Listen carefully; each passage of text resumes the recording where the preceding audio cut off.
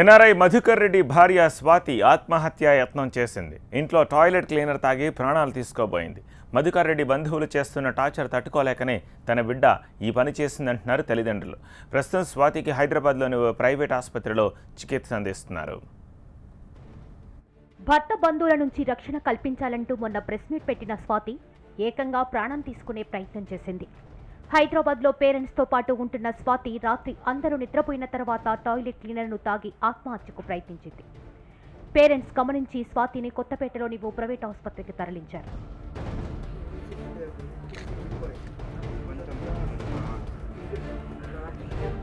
తన భర్త బంధువుల నుంచి ప్రాణహాని ఉందంటూ స్వాతి 2 రోజుల క్రితం మీడియా ముందుకొచ్చింది. తన భర్త మధుకర్ రెడ్డి ఆత్మహత్యకు డిప్రెషనే కారణమంటూ బలంగా చెప్పిన స్వాతి తన దగ్గరున్న ఆధారాలను కూడా చూపించారు. డిప్రెషన్తో మధుకర్ రెడ్డి వేసుకున్న టాబ్లెట్స్, పోస్టుమార్టం తర్వాత అమెరికా డాక్టర్లు ఇచ్చిన డెత్ రిపోర్ట్ వంటి సాక్ష్యాలను కూడా వెలుగులోకి తెచ్చారు.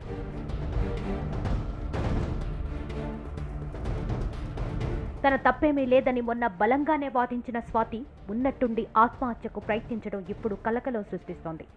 తనకు తన బిడ్డకు మధుకర్ చివరి చూపు కూడా దక్కకుండా చేశారని ఆవేదన వ్యక్తం చేస్తూ కన్నీళ్లు పెట్టుకుంది స్వాతి. ప్రభుత్వం నుంచి రక్షణ కోరారామె. ఈ వ్యవహారం ఇలా కొనసాగుతుండగానే ఆత్మహత్యకు ప్రయత్నం చేసి మరోసారి అందరినీ షాక్కు గురి చేశారు. అయితే అత్తింటి వారి టార్చర్ను తట్టుకోలేకనే తన బిడ్డ ప్రాణాలు తీసుకునే ప్రయత్నం చేసిందని చెప్తున్నారు స్వాతి తండ్రి.